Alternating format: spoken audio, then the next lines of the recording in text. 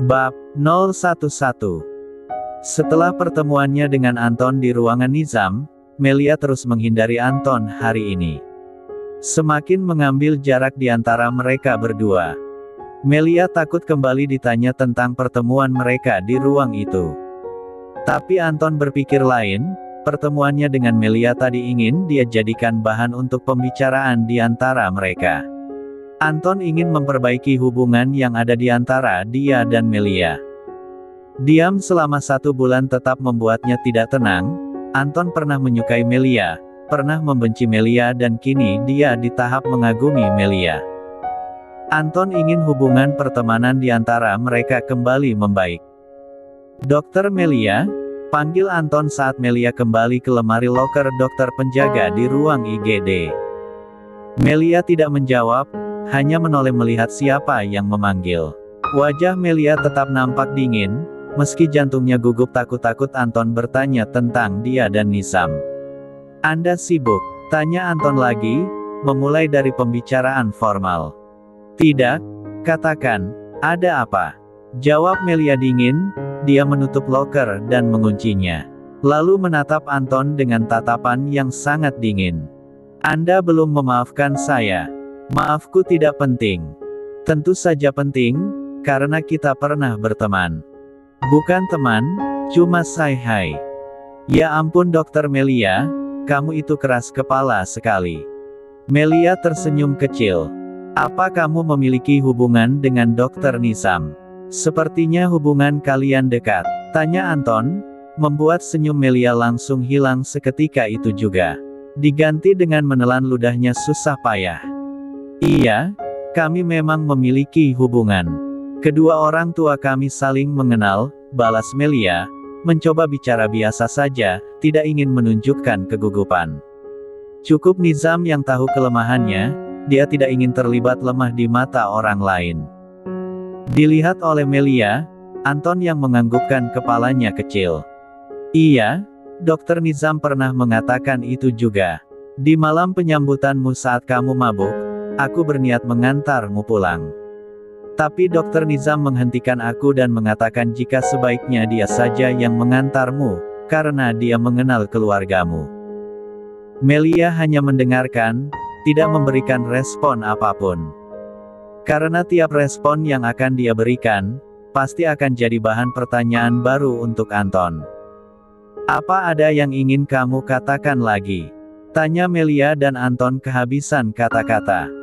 Anton menggeleng, setelahnya Melia pergi dan menghembuskan nafasnya lega.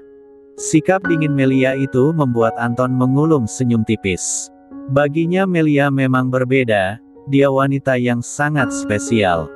Cantik namun ahli bela diri. Berwajah dingin namun memiliki hati yang hangat. Senyum Anton semakin terkembang, dia terus menyaksikan kepergian Melia hingga benar-benar hilang. Jam pulang kerja. Melia sedang melakukan pergantian shift. Tiba-tiba pena di atas meja hilang, sibuk mencari namun akhirnya datang sendiri. Anton memberinya sebuah pena. "Terima kasih," ucap Melia. Dia mengambil pena itu dan mulai tanda tangan di kertas absen pulang. Absen masih menggunakan cara manual, absen sidik jari hanya untuk para petinggi rumah sakit. "Sama-sama," balas Anton saat Melia mengembalikan penanya. Interaksi singkat itu tak lepas dari kedua mata tajam di ujung sana. Nizam menyaksikan keduanya yang nampak begitu dekat. Niat hati ingin menjemput sang istri, dia malah melihat pemandangan menyakitkan ini. "Melia terlalu banyak memiliki pesona, aku harus segera membuatnya berhasil dan menduduki kursi dirut, setelahnya aku bisa mengumumkan pernikahan kami." Batin Nizam. Bukan hanya itu, Nizam juga ingin ketika Melia sudah mendapatkan haknya, mereka bisa merencanakan sesuatu yang lain, yaitu tentang anak. "Hubunganmu dengan Anton sudah membaik?" tanya Nizam pada sang istri. Kini dia dan Melia sudah tiba di rumah, berjalan beriringan menuju pintu rumah mereka. Melia mengambil kunci dan membukanya. "Baik, bagaimana?" tanya Melia. "Tadi aku lihat kalian mulai dekat di meja absen ruang IGD." "Oh, Biasa saja sih. Nizam yang tidak puas dengan jawaban istrinya itu pun langsung memukul bokong Melia, hingga terdengar nyaring. Plak! Ismishum, kesal Melia, dia mencubit tangan Nizam itu. Membuat Nizam langsung terkekeh dan memeluk istrinya erat. Kini mereka sampai di ruang tengah. Nizam bersandar di pinggiran sofa dan memeluk pinggang Melia. Aku tidak masalah kamu berteman dengan Anton, tapi jangan terlalu dekat, ucap Nizam. Satu tangannya mengelus punggung Melia dengan sayang. Terlalu dekat itu bagaimana? Seperti ini, tanya Melia, juga langsung praktek. Dia mendekatkan wajah hingga hidung mereka saling menempel. Jangan membuatku cemburu, ucap Nizam lagi. Kalau kamu cemburu memangnya kenapa? Bukannya bagus. Kalau aku cemburu aku ingin memakanmu. Kalau begitu gigit aku, tantang Melia dengan suaranya yang menggoda. Melia tahu, cemburu itu rasanya tidak nyaman, karena itulah kini dia berubah nakal untuk menghapus rasa cemburu suaminya. Melia membuka kancing bajunya secara perlahan, memperlihatkan isinya tanpa malu-malu. Gigit aku, pinta Melia, membuat Nizam langsung berhasrat saat itu juga. Tidak perlu sampai di kamar, di atas sofa ruang tengah itu mereka saling menyatu, bersenggama memberikan sentuhan paling memabukkan. Malam berganti dan pagi pun datang. Hari ini hujan turun tanpa permisi. Melia dan Nizam masih saling memeluk di bawah selimut. Dingin, ucap Nizam, dia memeluk tubuh polos istrinya erat. Membuat kulit mereka saling menempel satu sama lain, memberikan kehangatan yang sempurna. Geli Zam, tanganmu jangan gerak-gerak, ucap Melia, saat satu tangan Nizam mulai memainkan dadanya secara bergilir. Dingin, dan ini sangat hangat, balas Nizam. Lebih baik kita bangun, aku takut jalanan macet dan kita nanti malah datang terlambat ke rumah sakit, ucap Melia. Au, Alaam, jangan lakukan itu. Sekali lagi, setelah itu kita pergi, tawar Nizam. Semalam kan sudah banyak. Aku sedang kejar setoran. Setoran apa? Setoran benih. Ish. Pergumulan pun terjadi lagi, awalnya pun Melia mengeluh lelah. Namun saat tubuhnya mulai berdesir, dia akhirnya menikmatinya juga. Jam 11 siang, Melia dan Nizam sudah dalam perjalanan menuju rumah sakit. Hujan turun semakin deras, langit pun nampak hitam mendung. Melihat warna awan itu membuat semua orang tahu jika hujan mungkin akan terus berlanjut hingga malam tiba. Dan benar seperti dugaan Melia, saat ini jalanan mulai macet. Di beberapa titik mereka bahkan terhenti, menunggu giliran untuk lewat. Perjalanan mereka terhalang oleh banyaknya genangan air yang mulai tercipta. Apa tidak ada jalan pintas? Tanya Melia. Dia dan Nizam memutuskan untuk pergi menggunakan satu mobil. Nizam tidak tega melihat istrinya menyetir sendiri dalam keadaan seperti ini. Ada, tapi aku yakin di sana juga macet, lebih aman kita lewat jalan utama saja. Melia mengangguk. Biasanya perjalanan ke rumah sakit paling lama mereka hanya butuh waktu 20 menit. Tapi kini mereka membutuhkan waktu yang lebih banyak, 1 jam 30 menit. Aku turun dulu, pamit Melia saat mobil mereka sudah berhenti di parkiran rumah sakit. Cium dulu. Melia menurut, sebelum keluar dan menembus hujan, dia lebih dulu melumat bibir suaminya dan memberikan kehangatan. Juga menciptakan decapan di ruang sunyi itu. Hingga jam jaga Melia tiba, hujan masih juga belum reda.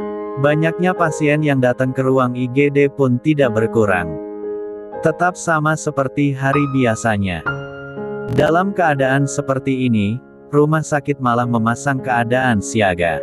Hujan kadang membuat adanya bencana dan semua dokter beserta perawat harus selalu siap.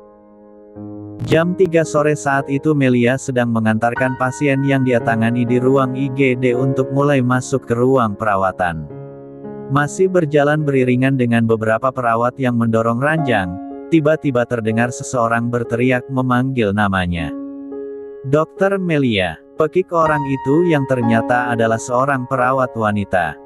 Dia berlari menghampiri Melia. Maaf dok, ada keadaan darurat. Tidak jauh dari rumah sakit terjadi kecelakaan beruntun dan semua korban akan dilarikan ke rumah sakit ini. Tanpa bertanya lagi Melia langsung memahami situasi. Dia harus siap siaga di ruang IGD. Lantas dengan langkah cepat, Melia dan perawat itu segera kembali. Semua sudah siaga, beberapa pasien yang sudah ditandai langsung dipindah ke ruang perawatan. Kabar yang didapat ada 15 orang korban dalam kecelakaan beruntun itu, mulai dari luka ringan hingga yang membutuhkan penanganan cepat. Melia dan 3 dokter jaga lainnya mulai siaga. Beberapa dokter spesialis yang tidak memiliki pasien pun segera membantu ke ruang IGD.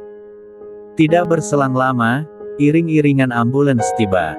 Melia dan dokter lainnya berada di barisan paling depan. Dengan sigap menangani para korban, dalam sekejap saja ruang IGD langsung penuh dengan pasien dan beberapa keluarga korban. "Dok, tolong tangani anak saya dulu," teriak seorang ibu meminta bantuan pada siapapun. Tubuhnya basah terkena air hujan sementara wajahnya basah dengan air mata. Wajahnya pun nampak pias diselimuti ketakutan.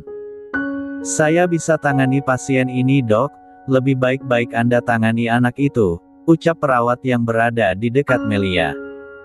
Dokter yang lain pun masih menangani pasien lainnya. Dengan segera Melia melihat anak itu, kaki kirinya nampak membiru, tapi tidak ada sedikit pun darah yang mengalir. Bocah laki-laki sekitaran usia 10 tahun itu pun terus menangis menahan sakit. Melia dengan semua keahliannya mulai bertindak. Dengan tangan kosong dia menyentuh beberapa titik di kaki anak itu, hingga mendapati patah tulang di pergelangan kakinya. Menangani ini membuat Melia teringat saat kecelakaan dia dulu, hal yang sama yang pernah dia alami. Anak laki-laki ini harus segera mendapatkan penanganan operasi. Saat itu Siska langsung mengambil alih. Di saat Melia ingin membantu yang lain, saat itu tiba pula korban yang baru. Sudah berada di atas ranjang dorong dan menuju ke arahnya berdiri. "Dek," Melia membeku, saat melihat jelas korban itu dilumuri oleh banyak darah. Dari kepalanya mengeluarkan darah, lengan dan kakinya terluka akibat jalan aspal, bahkan beberapa tetes darahnya pun jatuh ke lantai. Jantung Melia bergemuruh hebat, dia mulai merasakan kakinya yang gemetar. Detik itu juga dia langsung ingat bagaimana kecelakaan yang pernah dia alami bersama keluarganya 10 tahun yang lalu. Bahkan kembali teringat dengan jelas ibunya yang saat itu kepalanya nyaris pecah. "Tis," lirih Melia memanggil Tisa. "Tisa?" panggil Melia sekali lagi, namun sayang saat itu Tisa tidak ada di sana. Sementara korban itu semakin dekat menuju ke arahnya. "Dok, tolong selamatkan istri saya. Saya mohon," ucap seorang pria dengan wajah memohon, namun raut wajahnya berubah marah saat Melia tidak bergerak, hanya diam dengan tatapan yang entah. "Dokter, tolong istri saya. Kenapa Anda diam saja? Apa Anda ingin membuat istri saya meninggal?" ucap pria itu dengan suaranya yang membentak. Seketika semua mata tertuju ke arah mereka. Sementara Melia tidak bisa melakukan apa-apa, tangan dan kakinya gemetar. Bahkan telinganya terasa berdengung sangat sakit, dia tidak mampu lagi mendengar semua makian. "Dasar dokter bodoh. Dokter gila." Pria itu terus memaki Melia, saking marahnya pria itu bahkan mendorong tubuh Melia hingga nyaris jatuh. Namun untunglah saat itu Anton dengan segera menahan. "Jaga sikap Anda Tuan, saya yang akan menangani istri Anda," ucap Anton. "Dia tidak pantas jadi dokter. Dasar pembunuh." Beberapa perawat menahan pria itu yang hendak kembali menyerang Melia. Sementara Anton langsung menggenggam tangan Melia erat merasakan tangan Melia yang sangat dingin. "Pergilah, biar aku yang tangani ini," ucap Anton nyaris berbisik. Tapi Melia tidak memberikan respon apa-apa, bahkan kakinya tidak mampu melangkah. Sampai akhirnya seorang perawat membantu Melia untuk menjauh dari sana.